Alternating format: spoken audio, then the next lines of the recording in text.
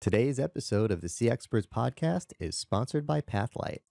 Pathlight is an award-winning performance intelligence platform that supercharges your frontline employees' performance with the real-time metrics and coaching they need to succeed.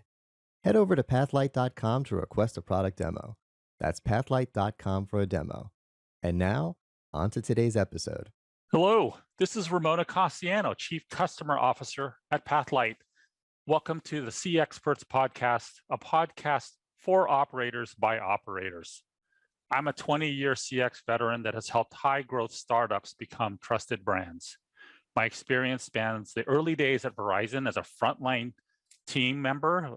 I guess that's why this headset feels comfortable to me, to helping Netflix start its legendary customer support culture, to scaling global support teams at Zynga, where we supported 320 million monthly unique players, and to growing EarnIn's CX team from 35 frontline folks to over 1,200 in 3 short years. At EarnIn, we purchased a platform called Pathlight, which transformed how we understood and managed the performance of our growing team. And I loved it so much that I joined the team, and here I am today. And speaking of which, today, my guest is Melissa L. Brown, who's also currently AVP of Learning and Development at a company called Sutherland, a huge BPO, which I'm really interested in learning more about her experience. But let me just quickly pull up her LinkedIn and walk you through her amazing background, a 20-plus year one as well as mine. So Melissa, you were at PrimeStar as a workforce management and team lead, operations manager at Midwest Recovery. I think where we met was you were a senior operations manager at our systems. Yeah. And then a director of call center operations at a startup called Trusted ID, which was acquired by Equifax, where we worked really closely together. And then at TD Ameritrade, this is what I love about your experience here. You really start digging into learning and development there as a manager. Then you continue that at Xerox as a quality assurance and training director. And then spent a few more years in the BPO, and you spent a few years at Conduent as a director of call center quality and training, continued to grow your experience there as the global director of training and quality assurance, and now really kind of the highlight, which I love, is now your AVP of Knowledge Management at Sutherland, which I know is a huge company with over 40,000 frontline team members. So is there anything in that 20-year span that jumps out or is worth highlighting for our audience? It's just an amazing kind of background. Well, I mean, you can see, first of all, that I've been in the BPO space for a very long time. And frankly, I've been in the call center space since college. So I know nobody goes to school and thinks, I want to major in call centers, or call centers is what I want to do for my life. But frankly, I'll be honest, it was either a call center job or waiting tables. And I was a terrible waitress. And so I got started in call centers, frankly, as an agent. So my experience, I think one of the things that I love about what I bring to the table is the fact that I do have experience from the agent level all the way up. So having been doing this now for a lot of years, over 25 years, enough that with that experience, again, from the agent at the supervisor level, the manager, the director, and now the pleasure of being an AVP with a fantastic company, keeping in that knowledge management, learning and development space. So that's kind of a niche that I found for myself probably around the TD Ameritrade era, kind of making that selection between going the operations path or the trainings path. And I chose training, and I'm so glad that I did. It's definitely the right fit for me. Yeah, it's probably true with a lot of folks who've been in this space a while. I don't think we planned on being here, right? But because of the impact that you can make on our frontline team and kind of replicating that at scale and kind of balancing the art of running a huge team and plus the science of it really pulls out a lot of skills. Anything in terms of how you approach your roles in terms of trying to understand the needs from a training and development perspective? I know that it could potentially be cookie cutting, but I know it's not. And so what are some learnings over the years that you could share with other learning and development managers that have made you really successful? Sure. So for a lot of years, I focused on program training, and program training is essentially, this is the client to which I'm assigned. I'm either learning the program in order to teach it, which is sort of like what I did with TD Ameritrade, or I'm leading that program and leading individuals, trainers, training managers and whatnot, also in that program. And I did that for a lot of years. The distinction that I had, again, going back now a number of years, was kind of being able to pull out from the program training and look at people in a different fashion. So program training, you're taking an individual, we'll call them a rep or an agent, and we're turning them into somebody capable of taking calls for that program. What I focus a lot now on is, moreover, looking at that person, kind of like I look at it like the industrial organizational psychology of training in the call center, right? Because we're talking now, and especially with the pandemic, on how those individuals are learning and coping in that virtual space. So while I think, not to take away from the program training or that learning side, but I think we're dealing with an entirely different shift in our worker, in an individual that is looking at, the early part of their career, and all of a sudden they're coming out of school, be it high school or college, into this workforce that is largely remote, and they're a little lost. So a lot of my passion now is related to, what do we do for this individual? How do we change this experience for this individual? So differentiating that from the program training and getting to a little bit deeper on the overall aspect of learning and development as a whole. That's great. So is there anything like in the last 12 to 18 months, really, which is your experience at Sutherland, that you feel like you've done really well to kind of magnify your results? I think there's always things that I can look at and say I've done really well, but I think more than that, I always look at things and say, I wish I can do more, or I want to do more. I wish I'd have done more, and I'm looking forward to more. And I think this is a perfect such example. When I talk about how agents are learning and what their experience looks like, it's very similar and we look at what trainers are doing and how are trainers coping. So one of the initiatives I'm working on right now, very, very close to launch, in fact, is a project that is essentially teaching our trainers that all came from brick and mortar spaces. So they're all used to standing up in front of the classroom and being a big showman, and none of that translates into this behind the lens.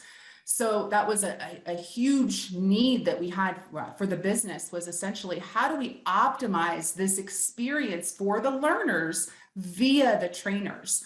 So that's one of the biggest, well, certainly the largest initiative on which I've been working, that is specific to, at the end of the day, our learners need to learn this from a program level, but how do we get to that, given that the experience is completely different and a full shift of that paradigm in that work at home space?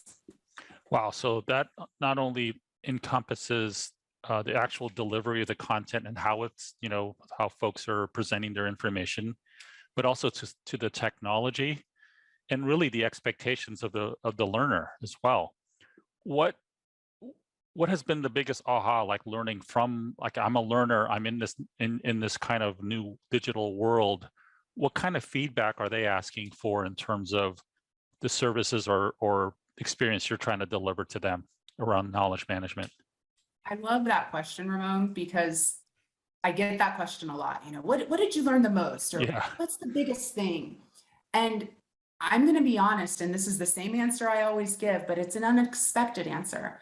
And my answer to that is that I think we're still not getting feedback from individuals that truly drills down to their ultimate need within themselves as individuals. I think that they come to us and say, I could use more help using this platform that we train on. Okay, we can help you with that. I could use more help understanding how to connect to the VPN because every day I struggle and I lock myself out. We can help with that. Those are things that people tell us. What they're not telling us, I think, is the real key.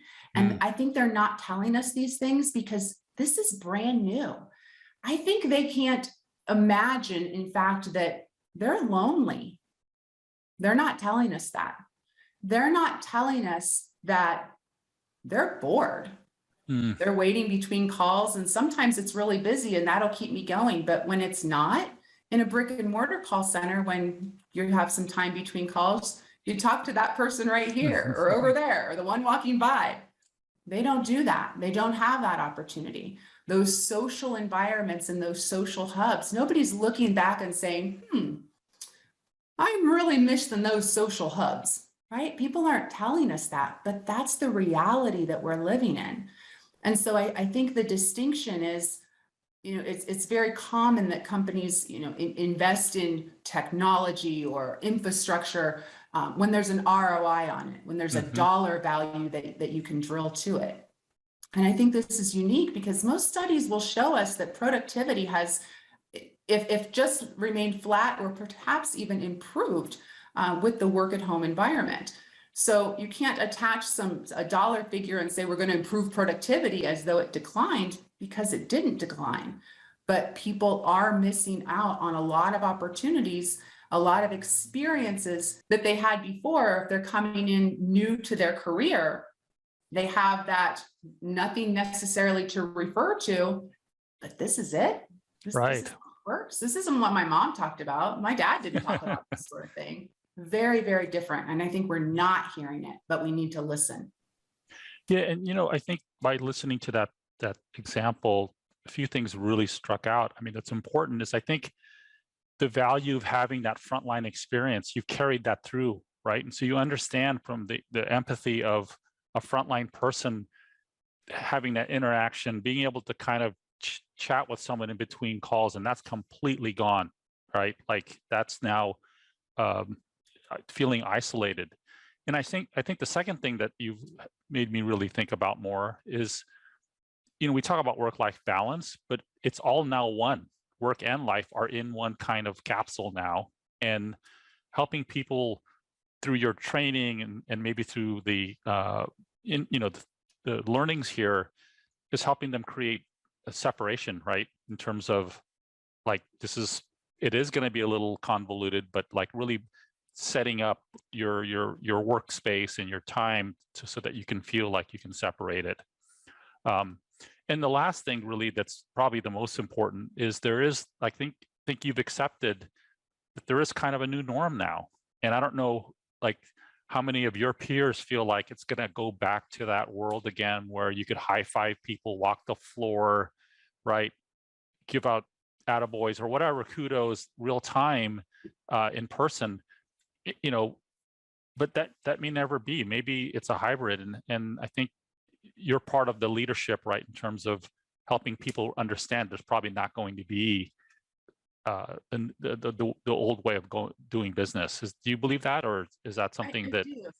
And again, I'm a big picture gal, right? I'm talking about, that way back when I was waiting tables or doing call centers. I was going to school for sociology, and I look at this sort of thing from that perspective, and I look at what you call the new norm, and I look at how long ago it was that we were hunters and gatherers, and then we were agrarian society. In an agrarian society, we were farmers, and then with that, the Industrial Revolution, and we moved to the cities. So from the country into the cities, and we worked at factories.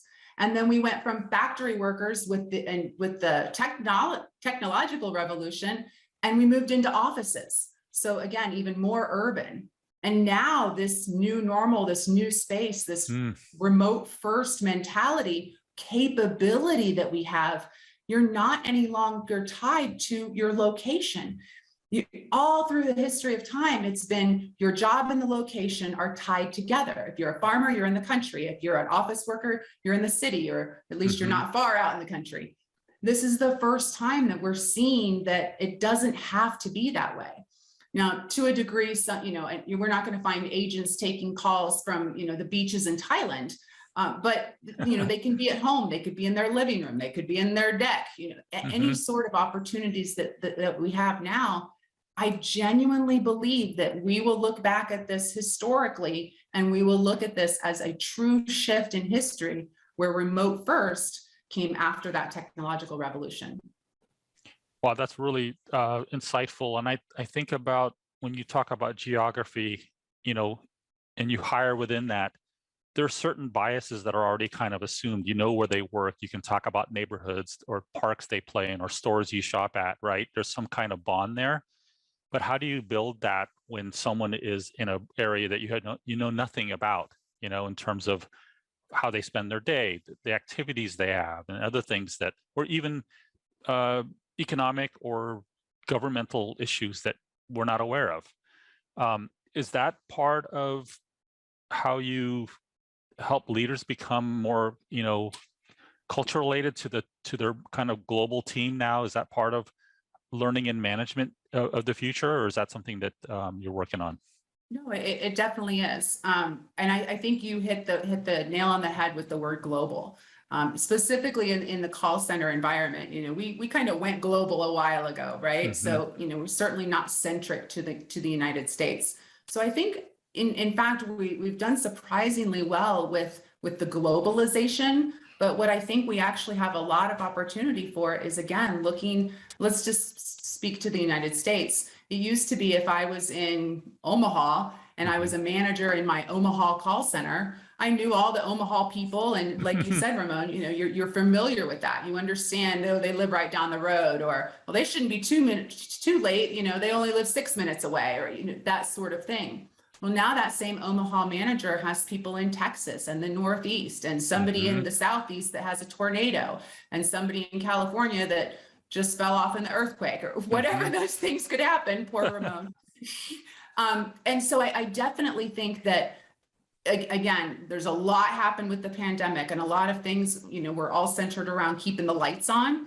So I don't think that this is something that's been well focused on, just because there's been so much going on. But I certainly think managing even if it's just within the United States, there's so much going on just within those different geographies, managing to that, just in the same fashion as we've had cultural diversity training when we're learning about others from different societies or different far away geographies. I think we'll have very much the same when it comes to more centric to one's individual country as well. Yeah, that's really a key insight. Earlier you talked about employee experience leading to customer experience, but really also who you're hiring, the diversity has increased, but also to the customers you're serving. So maybe that it goes hand in hand, right? In terms of making sure that your team is representative of the customers that you're selling to or servicing. So really the ideas and the formation of even training or, problem resolution encompasses really that quote unquote the global view. Absolutely. Yeah. So, I guess to close this out, like, give us a preview of what your next 12 to 18 months looks like. If there's something that is around the corner that people don't see yet, or something that you think might be helpful to this audience around your expertise, that would be great to hear. So, as though you didn't hear how passionate I was about it earlier, I genuinely think, whether it's in the next 2 months, 12 months, or heaven forbid 2 years, but around that next corner has to be our taking care of our employees in a way that is not our taking what we used to do in brick and mortar and just trying to translate as best we can and put that onto the virtual environment. I genuinely believe new things have to be invented, thought of, invested in, and in doing those things. And I could give you a litany of those ideas, but I, don't want to bust my bubble too much.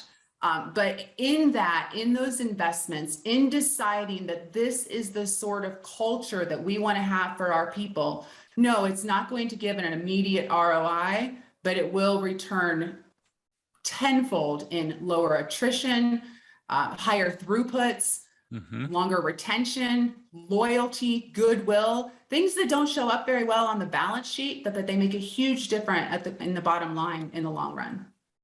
Yeah, and I've said this on other podcasts, customers vote with their dollars and employees vote with their hours. And ultimately, the companies that can serve both are really the ones that are going to finish on top. And I think that the reason why you and I are both passionate around the CX space is we bring a high degree of curiosity and passion and energy, but also I think to your background, a huge amount of success, and success breeds more success. And for that, I thank you, because I think as you, and I've worked with you as well, you've inspired others around you.